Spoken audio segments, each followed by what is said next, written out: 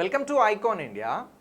Icon India మీరు డిఎస్సికి prepare అవుతున్నటువంటి స్కూల్ అసిస్టెంట్కి కానీ ఎస్జిటికి సంబంధించినటువంటి జనరల్ నాలెడ్జ్ కరెంట్ అఫైర్స్కి సంబంధించి ఎక్స్క్లూజివ్ క్లాసెస్ని అందిస్తూ ఉంది. ఐకాన్ ఇండియా యూట్యూబ్ ద్వారా ఈ క్లాసెస్ని మీరు చూడవచ్చు. జనరల్ నాలెడ్జ్లో మీకు వచ్చేటువంటి 5 క్వశ్చన్స్ కానీ కరెంట్ అఫైర్స్లో మీకు రాయబోయేటువంటి ఎగ్జామ్లో 5 క్వశ్చన్స్కి సంబంధించి అవుట్ ఆఫ్ 10/10 పొందేలాగా ఈ క్లాసెస్ని డిజైన్ చేసి మీకు అందిస్తూ ఉన్నాం with PPTs with maps. So ఈ క్లాసెస్కి సంబంధించి ప్రీవియస్గా మనం భారతదేశంలో ఉన్నటువంటి జనరల్ నాలెడ్జ్ ఇష్యూస్ని కూడా డిస్కస్ చేయడం జరిగింది.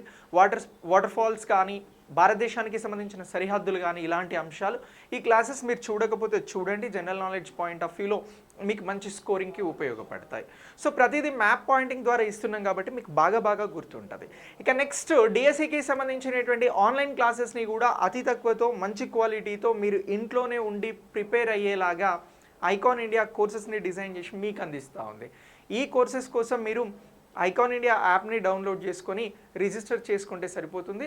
సేమ్ మీరు ఆఫ్లైన్లో ఏ విధంగానైతే క్లాసెస్ వింటారో అదే విధంగా ఇంట్లోనే ఉండి క్లాసెస్ వినేలాగా with live classes, recording classes, అలాగే చాప్టర్ వైజ్ సబ్జెక్ట్ వైజ్గా చాప్టర్ వైజ్ ఎగ్జామ్స్కి సంబంధించినటువంటి వీడియో ఎక్స్ప్లెనేషన్స్తో డిఎస్సికి సంబంధించినటువంటి క్లాసెస్ మీకు అందించడం జరుగుతుంది icon India. So app download చేసుకొని రిజిస్టర్ చేసుకోండి. సో ఇక మనం జనరల్ నాలెడ్జ్కి సంబంధించినటువంటి పాయింట్ ఆఫ్ వ్యూలో టాపిక్స్ మాట్లాడుతూ ఉన్నాం కాబట్టి ఈరోజు టాపిక్లో భారతదేశంలో ఉన్నటువంటి ఆనకట్టలను గురించి మాట్లాడదాం. సార్, భారతదేశంలో ఆనకట్టలకి సంబంధించినటువంటి అంశం గురించి మాట్లాడితే మనకి భారతదేశంలో ఆనకట్టలు మొత్తం కూడా డ్యామ్స్ అనేవి ఒక 5334 డ్యామ్స్ ఉన్నాయండి. సో మొత్తం భారతదేశంలో ఆనకట్టలు ఎన్ని అని అంటే ఒక 5334. ఇగో ఇన్ని డ్యామ్స్ భారతదేశంలో ఉన్నాయి. సో ఇప్పుడు ఈ ఆనకట్టలకి సంబంధించి మొత్తం భారతదేశంలో ఉన్నటువంటి ఆనకట్టలు ఎన్ని అని అంటే 5334 డ్యామ్స్ అని అంటున్నాం. అయితే ఈ మొత్తం డ్యామ్స్లలో గుర్తించదగినవి పెద్ద డ్యామ్స్ వచ్చి ఎన్నున్నవి అని అంటే 447 డ్యామ్స్ ఉన్నాయండి.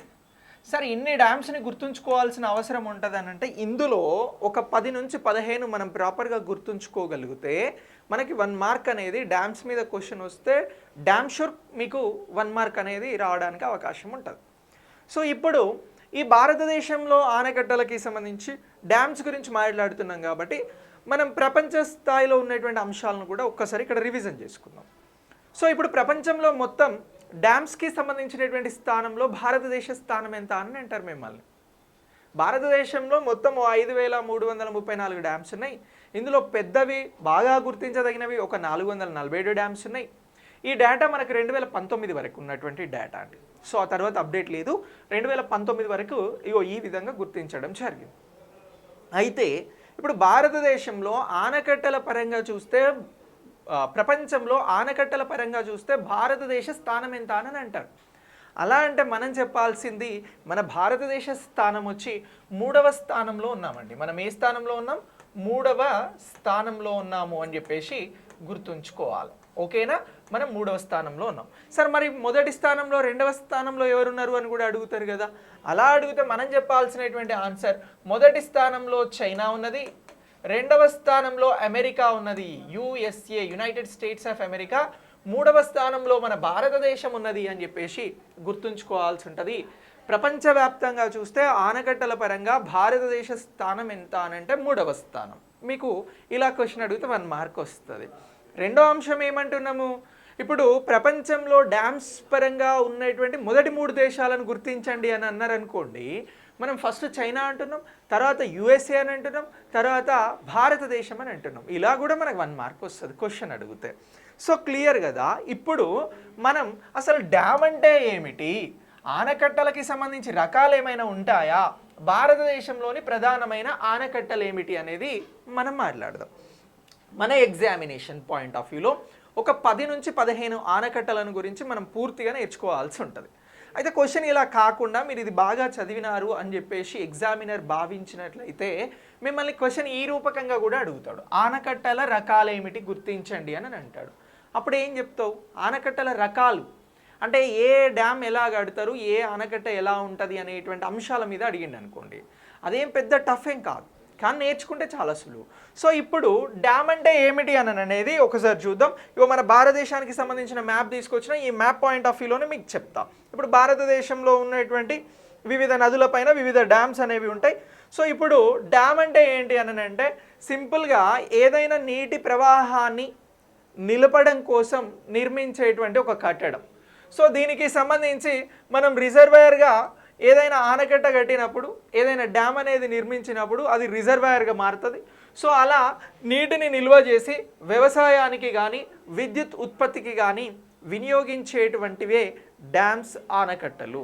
మనకు ప్రధానంగా మన దేశంలో కానీ మన రాష్ట్రాలలో కానీ ఉన్నటువంటి ఆనకట్టలను అబ్జర్వ్ చేస్తే, డ్యామ్స్ని అబ్జర్వ్ చేస్తే, ఒకటి వ్యవసాయం కోసం నీటి స్టోరేజ్ అనేది జరుగుతుంది. ఒక ప్రవాహానికి సంబంధించి ఒక అడ్డుకట్టను నిర్మించి, సో దాని ద్వారా నీటిని నిల్వ చేసి దాన్ని ఒకటి వ్యవసాయం కోసం వాడతారు, రెండు దేనికోసం వాడతారు అని అంటే విద్యుత్తు ఉత్పత్తి కోసం వాడడం జరుగుతూ ఉంది. ఇలా డ్యామ్స్ అనేవి, ఆనకట్టలు అనేవి మనకు ప్రధానంగా ఉపయోగపడుతున్నవి అని చెప్పేసి అంటున్నాం. ఇక నెక్స్ట్ ఈ ఆనకట్టల ద్వారా సృష్టించబడినటువంటి రిజర్వాయర్లు ఇంకా ఏం చేస్తాయి సరే అంటే వరదలను నిలువరిస్తాయి. ఏం చేస్తాయి, ఏదైనా తీవ్రమైనటువంటి కుండపోత వర్షం కురిసినప్పుడు వచ్చేటువంటి వరదలను అడ్డుకోవడంలో మనకు ఉపయోగపడేటువంటివి ఏమిటి అని అంటే డ్యామ్స్ అని అంటున్నాం. ఇక ఇదే డ్యామ్స్ ద్వారా మనకు నీటి పారుదల, మానవ వినియోగం, పారిశ్రామిక వినియోగం, ఆక్వాకల్చర్ ఇలాంటి అన్ని అంశాలకి కూడా మనకి డ్యామ్స్ కానీ రిజర్వాయర్స్ కానీ ఉపయోగపడుతున్నవి అనేటువంటిది డ్యామ్కి సంబంధించినటువంటి నిర్వచనం.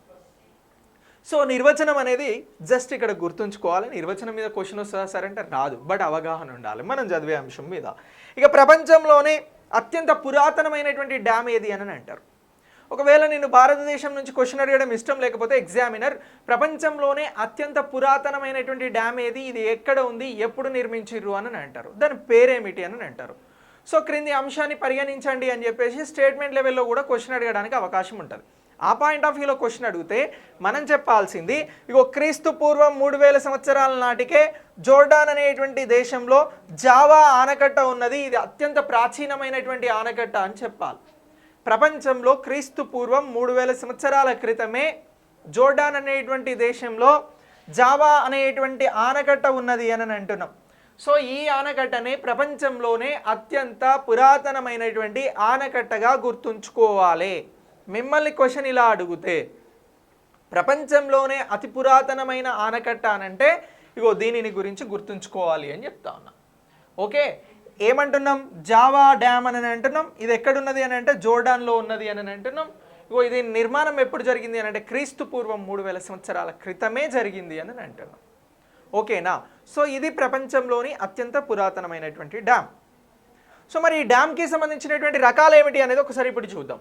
సరే, ఇగో ఆనకట్టలకి సంబంధించినటువంటి రకాలను మనం 8 రకాలుగా బైఫర్కేట్ చేస్తూ ఉన్నాం. ఇగో క్వశ్చన్ ఇట్లా వస్తే డ్యామ్ని ఎన్ని రకాలుగా నిర్మిస్తారు అని అడుగుతారు మిమ్మల్ని. అడిగితే మీరు ఏమాత్రం తడబడకుండా 8 రకాల డ్యామ్స్ ఉంటాయి అని చెప్పాలి. అవి ఏంటంటో గుర్తించండి అన్నారు అనుకోండి, మీరు గుర్తుంచుకోవాల్సినటువంటి పేర్లు ఇగో ఆర్చ్ డ్యామ్ అని అంటున్నాం.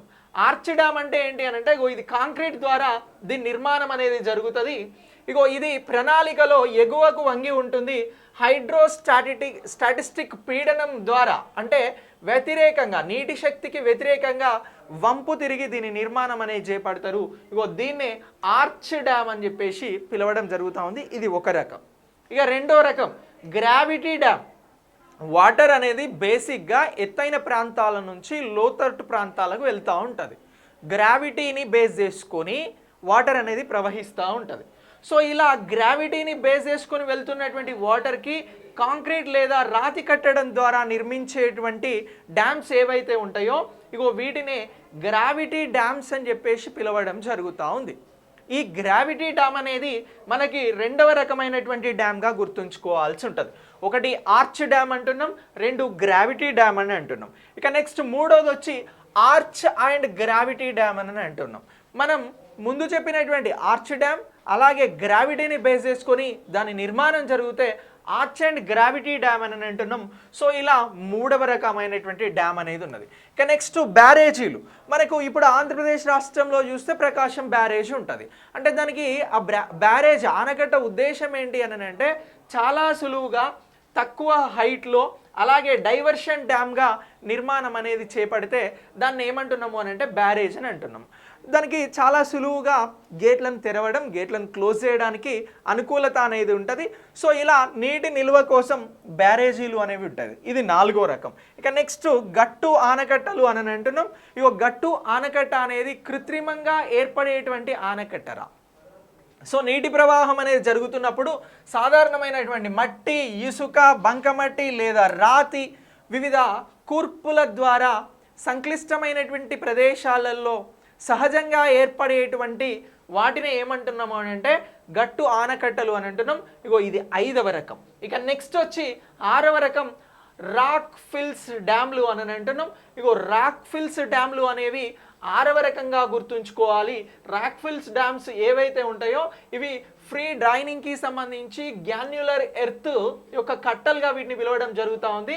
ఇగో వీటిని ఉపయోగించి అధిక శాతం పెద్ద కణాలను కలిగినటువంటి రాక్ ఫిల్ అనేటువంటి పదంతో ఇగో రాక్ ఫిల్ డ్యామ్ల నిర్మాణం అనేది కూడా తీసుకోవడం జరుగుతూ ఉంది. ఇక నెక్స్ట్ దీని తర్వాత కాంక్రీట్ ఫేస్ రాక్ ఫిల్ డ్యామ్లు అని అంటున్నాం. కాంక్రీట్ ద్వారా నిర్మించబడేటువంటి రాక్ఫిల్ డ్యామ్లు అనేవి ఉన్నాయి. ఇగో ఇది ఒక రకంగా గుర్తుంచుకోవాలి. ఇక నెక్స్ట్ వచ్చి ఎర్త్ ఫిల్ డ్యామ్లు అని అంటున్నాం. ఇగో ఇది కూడా ఒక రకమైనటువంటి డ్యామ్లు.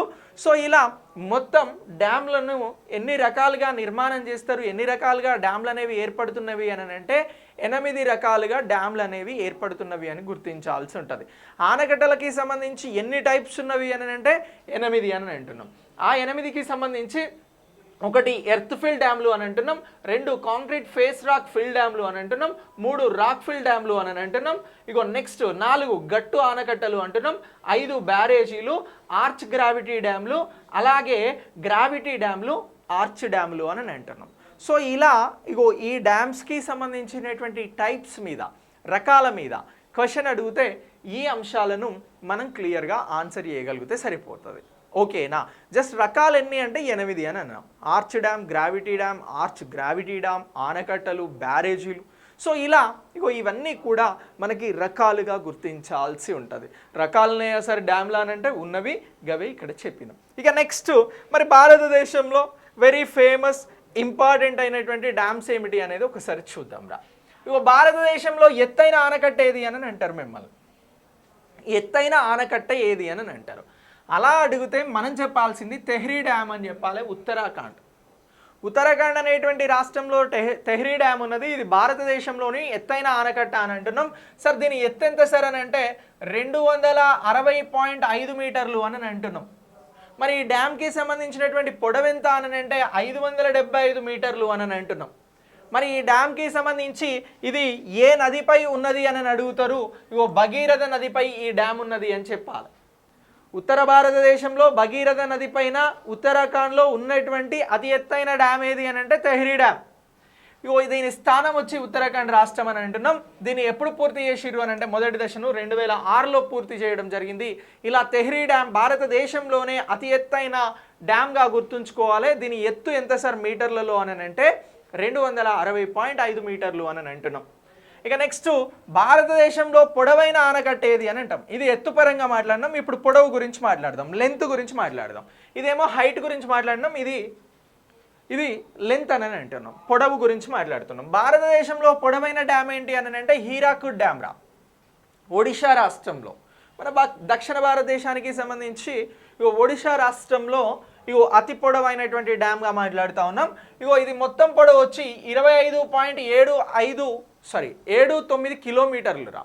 ఇది పొడవు గురించి చెప్పినాం కాబట్టి ఇది మొత్తం పొడవు ఎంత ఉంటుంది అని అంటున్నాం 25 కిలోమీటర్ల 25.79 కిలోమీటర్ల మేర ఇది పొడవు ఉంది అని అంటున్నాం. మైళ్ళల్లో చెప్పండి అని అడిగినారు అనుకోండి, మీరు చెప్పాల్సినటువంటి ఆన్సర్ 16.03 మైళ్ళ దూరంతో ఈ డ్యామ్ అనేది నిర్మించబడి ఉన్నది. అలా భారతదేశంలో అతి పొడవైన డ్యామ్గా ఆనకట్టగా గుర్తించబడుతున్నటువంటిది హీరాకుడ్ డ్యామ్ అని అంటున్నాం. సో మరి ఈ డ్యామ్కి సంబంధించి ఆనకట్ట పొడవు ఎంత అని అంటున్నాం. మొత్తం ఇంత ఉన్నది, బట్ ఇందులో ప్రధానమైనటువంటి ఆనకట్ట పొడవు ఎంత అని అంటే 4.8 కిలోమీటర్స్ అంటున్నాం. అంటే సుమారుగా 5 కిలోమీటర్ల మేర ఈ ఆనకట్ట పొడవు ఉంటుంది. మీరు ఈ డ్యామ్ మీద వెళ్ళాలని అంటే 5 కిలోమీటర్ల మేర ప్రయాణించగలిగితే, 4.8 కిలోమీటర్ల మేర ప్రయాణించగలిగితే ఇగో ఈ ప్రధానమైనటువంటి ఆనకట్టను మీరు దాటిన వారు అవుతారు. కానీ మొత్తం ఎంత అంటున్నాం ఈ డ్యాము? ఇగో 25.79 కిలోమీటర్లు అని అంటున్నాం. సో ఇలా ఇగో ఇది ఏ నదిపై ఉన్నది అని అంటారు. ఇప్పుడు మనం చెప్పిన అంశాలు మొత్తం కూడా క్వశ్చన్గా అడుగుతారా. భారతదేశంలోనే పొడవైన ఆనకట్ట హీరాకుడ్ డ్యామ్, ఒడిషా. ఇగో దీని పొడవు వచ్చి 25.79 కిలోమీటర్లు. ప్రధాన ఆనకట్ట పొడవు వచ్చి 4.8 కిలోమీటర్లు. మరి ఇది ఏ నదిపై ఉన్నది అని అంటారు. సో అప్పుడు మనం చెప్పాల్సింది మహానది. ఒడిషా నుంచి ప్రవహిస్తున్నటువంటి మహానదిపై నిర్మించబడినటువంటిదే హీరాకుడ్ డ్యామ్ అని అంటున్నాం. ఓకేనా.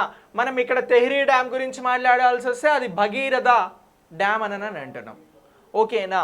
సో ఇలా ఇగో భగీరథ అనే సినిమా ఉంటుంది, మహానది కూడా మహానదియో ఇట్లాంటి సినిమా పేర్లు ఉంటాయి. మీకు సులువుగా గుర్తుంచుకోవాలి అనుకుంటే ఇవి కోడ్ చేసుకోండి. ఇక నెక్స్ట్ ఇది వచ్చి ఏ రాష్ట్రంలో ఉన్నది అంటే ఒడిషా అని అన్నాం. ఇగో ఇది మనకి స్వతంత్రం వచ్చిన తర్వాత ఒక 5 సంవత్సరాలకు ఫినిష్ అయింది 1953లో.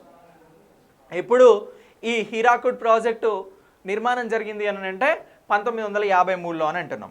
ఇక నెక్స్ట్ ఇగో ఇది వెరీ వెరీ ఇంపార్టెంట్ రా, దీని మీద క్వశ్చన్ రావడానికి అవకాశం ఉంటుంది. మనం ప్రపంచంలోనే అతి పురాతనమైనటువంటి ఆనకట్ట ఏది అని అంటే జోర్డాన్లో ఉన్నటువంటి ఆనకట్ట గురించి మాట్లాడినాం. మరి ఇప్పుడు భారతదేశంలోనే పురాతనమైన ఆనకట్ట ఏది అని అంటే ఇగో కల్లానై డ్యామ్ రా, ఇది తమిళనాడులో ఉంటుంది. ఏ డ్యామ్ అని అంటున్నాం? కల్లానై డ్యామ్ అని అంటున్నాం. ఎక్కడ ఉంటుంది ఇది? తమిళనాడులో ఉంటుంది. సో ఏ నదిపై ఉన్నది ఇది? కావేరీ నదిపై ఉన్నది. ఇగో ఇది ఏ స్థానం అంటే ఏ రాష్ట్రంలో ఉన్నది అని అంటున్నాం? తమిళనాడులో ఉన్నది అని అంటున్నాం. దీని నిర్మాణం ఎప్పుడు పూర్తయింది అని అంటే క్రీస్తు శకం ఎప్పుడు అని అంటున్నాం రా? క్రీస్తు శకం 150 సంవత్సరంలో పూర్తి కావడం జరిగిందిరా. ఎప్పుడు అని అంటున్నాం? క్రీస్తు శకం 150వ సంవత్సరంలో దీని నిర్మాణం అనేది పూర్తయింది. ఓకేనా. ఏది? కల్లానై డ్యామ్కి సంబంధించి ఇది భారతదేశంలోనే పురాతనమైనటువంటి డ్యామ్ అని అంటున్నాం, తమిళనాడులో ఉన్నది. ఇగో తమిళనాడులో భారతదేశంలో ఉన్నటువంటి అతి పురాతనమైనటువంటి డ్యామ్ ఏమిటి అని అంటారు. అలా అడిగితే మనం చెప్పాల్సిన క్వశ్చన్ కల్లానై డ్యామ్ అని అంటున్నాం. ఏ నదిపై ఉన్నది అని అంటారు? కావేరీ నదిపై. ఏ రాష్ట్రంలో గలదు అని అంటారు? తమిళనాడులో. దీని నిర్మాణం ఎప్పుడు పూర్తయింది అని అంటారు? క్రీస్తు శకం 150వ సంవత్సరంలో ఇది పూర్తయింది అని చెప్పేసి చెప్పాల్సి ఉంటుంది. ఇగో ఇది భారతదేశానికి సంబంధించినటువంటి పురాతనమైనటువంటి డ్యామ్ రా. ఇక నెక్స్ట్ భారతదేశంలో మరొక ఫేమస్ డ్యామ్ ఏంటి అని అంటే బాక్రానంగల్కి సంబంధించినటువంటి డ్యామ్ రా. సరే ఇగో ఈ బాక్రానంగల్కి సంబంధించినటువంటి డ్యామ్ గురించి అడిగితే ఇగో ఇది భారతదేశంలోనే ఒక అతిపెద్ద ఆనకట్ట అని అంటున్నాం రా. ఇగో బాక్రానంగల్ డ్యామ్ అనేది నంగల్ ఆనకట్ట హిమాచల్ ప్రదేశ్ మరియు పంజాబ్ రాష్ట్రాలలో ఉంటుందిరా. దీని ఎత్తు వచ్చి 225. మనం ఇంతకుముందు తెహ్రీ గురించి మాట్లాడింది 260 మీటర్లు. సో దాని తర్వాత ఇగో ఎత్తు కలిగి ఉన్నటువంటిది 225 మీటర్ల ఎత్తుతో ఉన్నటువంటిది భారతదేశంలో మరొక అతిపెద్ద ఆనకట్టగా మనం బాక్రానంగల్ గురించి మాట్లాడతాం. బాక్రా అనేది హిమాచల్ ప్రదేశ్, నంగల్ అనేది పంజాబ్లో ఉంటుంది. సో ఇలా ఈ ఆనకట్ట ఆసియాలో అతిపెద్ద డ్యాములలో ఇది 2వ స్థానంలో కలిగి ఉన్నది. ఇది ఏ నదిపై ఉన్నది అని అంటే సట్లేజ్ నదిపై ఉన్నది అని అంటున్నాం రా. తెహ్రీ డ్యామ్ ఏమో మనం మాట్లాడినటువంటి తెహ్రీ డ్యామ్ ఫస్ట్ మాట్లాడిందేమో భగీరథ నదిపై, హీరాకుడ్ ఏమో మహానదిపై, ఇప్పుడు మాట్లాడుతున్నటువంటి బాక్రానంగల్ ఏమో సట్లేజ్ నదిపై ఉన్నది అని గుర్తుంచుకోవాలి. ఓకే, నదిపై ఉన్నటువంటి అంశాలను అడుగుతారు. ఆనకట్ట ఎత్తు 226 మీటర్లు, ఇక ఆనకట్ట పొడవు 520 మీటర్లు, ఆనకట్ట రకం కాంక్రీట్ గ్రావిటీ అని అంటున్నాం. రిజర్వాయర్ సామర్థ్యం 75,01,775 ఎకరాలకు నీటి సామర్థ్యాన్ని అందించడం. ఇగో దీన్ని వ్యవస్థాపించిన సామర్థ్యం విద్యుత్కి సంబంధించి 1325 మెగావాట్లు అని అంటున్నాం. ఇగో ఇది బాక్రానంగల్ డ్యామ్కి సంబంధించినటువంటి ముచ్చట. ఓకే, ఇక నెక్స్ట్ ఈ డ్యామ్ గురించి గుర్తుంచుకోండి, వెరీ వెరీ ఇంపార్టెంట్. ఇక మరొక పెద్ద ఆనకట్టగానే మన నాగార్జున సాగర్ డ్యామ్ గురించి మాట్లాడతాం రా. నాగార్జున సాగర్ డ్యామ్ ఎక్కడున్నది అని అంటే ఇగో మన రాష్ట్రం తెలంగాణ రాష్ట్రంలో ఉంది. ఇది ఇప్పటి వరకు నిర్మించినటువంటి భారతదేశంలోని అతిపెద్ద తాపీ పని ఆనకట్టలకి సంబంధించినటువంటి తాపీ పని అంటే తాపీ పని ద్వారా నిర్మించినటువంటి ఆనకట్టరా. ఇక ఇది ప్రపంచంలోనే అతిపెద్ద మానవ నిర్మిత సరస్సుగా కూడా దీన్ని చెప్పడం జరుగుతూ ఉంది. నాగార్జున సాగర్కి సంబంధించి 26 గేట్లు ఉంటాయి. ఇగో దీని పొడవు వచ్చి 1.55 కిలోమీటర్లు, అంటే 2 కిలోమీటర్లు కొంచెం తక్కువరా. ఇక ఇది ఏ నదిపై ఉన్నది, ఏ నది ఒడ్డున ఉన్నది అని అంటే కృష్ణా నది ఒడ్డున ఉన్నది. ఇగో ఆనకట్ట ఎత్తు 124 మీటర్లు అని అంటున్నాం. ఇక నెక్స్ట్ ఆనకట్ట పొడవు వచ్చి 4863 మీటర్లు మొత్తం పొడవు అని అంటున్నాం. ఇందులో ప్రధానమైనటువంటి పొడవు అక్కడ మాట్లాడినటువంటి 155 కిలోమీటర్లు. సార్ అక్కడ 155 చెప్పారు, మళ్ళీ ఇక్కడ 4863 అని అంటున్నారని ఆగమాగం ఏం కావద్దు. మనం హీరాకుడ్ ప్రాజెక్టుకి కూడా మొత్తం పొడవు 25 కిలోమీటర్లు అయితే ప్రధానమైనటువంటి పొడవు 4.8 కిలోమీటర్లు అని చెప్పినాం. ఈ అంశాలను బాగా గుర్తుపెట్టుకోండి. ఆనకట్ట రకం తాపీ ఆనకట్ట అని అంటున్నాం. రిజర్వాయర్ సామర్థ్యం 93,71,845 ఎకరాలకు నీటి సామర్థ్యాన్ని అందించడం. ఇక మెగావాట్ల విద్యుత్ ఎంత అని అంటే ఇక్కడ తయారైంది 816 మెగావాట్ల విద్యుత్ అనేదిరా. ఇక నెక్స్ట్ దీని తర్వాత సర్దార్ సరోవర్ డ్యామ్ గురించి మాట్లాడదాం. సార్ సర్దార్ సరోవర్ డ్యామ్ అనేది కూడా భారతదేశంలో ఒక ముఖ్యమైనటువంటి డ్యామ్. సో మనం మాట్లాడినటువంటి బాక్రానంగల్ డ్యామ్ అనేది మనకు ఉత్తర భారతదేశంలో ప్రధానంగా కనబడుతుంది. ఇంతకుముందు మాట్లాడినటువంటి నాగార్జున సాగర్ అనేది మనకు దక్షిణ భారతదేశంలో ప్రధానంగా కనబడుతుంది. ఇక నెక్స్ట్ ఇక్కడ మనం మాట్లాడుతున్నటువంటి సర్దార్ సరోవర్ డ్యామ్ అనేది మనకు పశ్చిమ భారతదేశంలో కీలకంగా కనబడుతుంది. సర్దార్ సరోవర్ డ్యామ్ ఎక్కడున్నది అని అన్నాడు, గుజరాత్ రాష్ట్రంలో ఉన్నది. ఏ నదిపై ఇది ఉన్నది అని అంటే నర్మదా వ్యాలీ ప్రాజెక్టులో భాగంగా ఇది అతిపెద్ద ఆనకట్టరా సర్దార్ సరోవర్ డ్యామ్. ఇక నెక్స్ట్ ఈ డ్యామ్కి ఇతర పొరుగు రాష్ట్రాలైనటువంటి మధ్యప్రదేశ్ కానీ, రాజస్థాన్ కానీ, మహారాష్ట్రలు కానీ ఇవన్నీ కూడా ప్రయోజనం పొందడం జరుగుతూ ఉంది. ఇగో ఈ సర్దార్ సరోవర్ డ్యామ్ అనే దాని ద్వారా ప్రయోజనం పొందుతున్న రాష్ట్రాలు ఏమిటి అని అంటే గుజరాత్తో పాటు మధ్యప్రదేశ్, రాజస్థాన్, మహారాష్ట్ర అని అంటున్నాం. ఇగో ఈ డ్యామ్కి సంబంధించి ఏ నదిపై ఉన్నది అని అంటే నర్మదా నది పైన ఉన్నది అని అంటున్నాం. ఇగో ఆనకట్ట ఎత్తు వచ్చి 163 మీటర్లురా, ఆనకట్ట పొడవు వచ్చి 1210 మీటర్లు అని అంటున్నాం. ఇక ఆనకట్ట రకం వచ్చి గ్రావిటీ డ్యామ్ అని అంటున్నాం. రిజర్వాయర్ సామర్థ్యం వచ్చి 77 లక్షల ఎకరాలకు నీరుని అందించడం అని అంటున్నాం. సో ఇక నెక్స్ట్ వ్యవస్థాపించిన సామర్థ్యం విద్యుత్కి సంబంధించి 1450 మెగావాట్ల విద్యుత్ని దీని ద్వారా ఉత్పత్తి చేయాలి అని చెప్పేసి భావించడం జరిగింది. ఇక భారతదేశంలో ఉన్నటువంటి ఇతర ఆనకట్టలను కూడా గుర్తించండి అని ఏమైనా క్వశ్చన్ అడిగితే మనం వీటిని గుర్తుంచుకోవాల్సి ఉంటుంది. భవానీ సాగర్ ఆనకట్ట అనేది మనకి ఏ రాష్ట్రంలో కనబడుతున్నది అని అంటే తమిళనాడులో కనబడుతున్నది అని చెప్పాలి. భవానీ సాగర్ తమిళనాడులో కనబడుతున్నటువంటిది ఏ నదిపై అంటే భవానీ. ఇక తుంగభద్ర ఆనకట్ట అనేది మన కర్ణాటక రాష్ట్రంలో కనబడుతుంది, తుంగభద్ర నదిపై ఉన్నది. రీహండ్ డ్యామ్ అనేది మనకు ఉత్తరప్రదేశ్లో కనబడుతుంది, ఇగో ఇది రీహండ్ నదిపై ఉన్నది. మైతాన్ డ్యామ్ అనేది జార్ఖండ్లో కనబడుతుంది, ఇగో ఇది బరాకర్ నదిపై ఉన్నది. కోయినా ఆనకట్ట అనేది మనకు కనబడుతుంది, కోయినా నదిపై ఉన్నది. బిసల్పూర్ ఆనకట్ట అనేది రాజస్థాన్లో కనబడుతుంది, ఇది బనాస్ నదిపై ఉన్నది. ఇగో మెట్టూర్ ఆనకట్ట అనేది తమిళనాడులో కనబడుతుంది, కావేరీ నదిపై ఉన్నది. కృష్ణరాజసాగర్ డ్యామ్ అనేది మన కర్ణాటకలో కనబడుతుంది, కావేరీ నదిపై ఉన్నది. ఇందిరాసాగర్ డ్యామ్ అనేది మధ్యప్రదేశ్లో కనబడుతుంది, నర్మదా నదిపై ఉన్నది. ఇక నెక్స్ట్ చెరుతోని ఆనకట్ట అనేది కేరళలో కనబడుతుంది, చెరుతోని నదిపై ఉన్నది. అలాగే శ్రీశైలం డ్యామ్ అనేది మనకు ఆంధ్రప్రదేశ్లో కనబడుతుంది, ఇది కృష్ణా నదిపై ఉన్నది అనేటువంటి అంశాలని గుర్తుంచుకోవాలి. ఇగో ఇలా మనం మాట్లాడినటువంటి డ్యామ్స్ అన్ని కూడా ఇంపార్టెంట్. ఇందులో అతి పెద్దది, అతి పొడవైనది, అతి ఎత్తైనది ఇలాంటి పాయింట్ ఆఫ్ వ్యూలో క్వశ్చన్స్ అడుగుతారు. దెన్ లేదు అని అంటే భారతదేశంలో పురాతనమైన ఆనకట్ట ఏది అని అడుగుతారు. దెన్ లేదు అని అంటే ప్రపంచంలో పురాతనమైన ఆనకట్ట ఏది అని అడుగుతారు. దెన్ లేదు అని అంటే ఇగో ప్రాజెక్టుకి సంబంధించిన రకాల మీద క్వశ్చన్ అడుగుతారు. లేకపోతే భారతదేశంలో మొత్తం ఆనకట్టలు ఎన్ని అని అంటారు. దెన్ లేదు అని అంటే భారతదేశం ప్రపంచంలో దేశాలతో పోలిస్తే ఆనకట్టల స్థానంలో ఎన్నవ స్థానం అని అంటారు. ఏ క్వశ్చన్ అడిగినా మీరు ఆన్సర్ చేయగలుగుతారు. ఇప్పటివరకు మనం ఈ క్లాస్ విన్నాం కాబట్టి వీడియో నచ్చితే ఒక్కసారి వీడియోని లైక్ చేసి మీరు షేర్ చేయండి. Thank you so much. Next క్లాస్తో మళ్ళీ కలుద్దాం.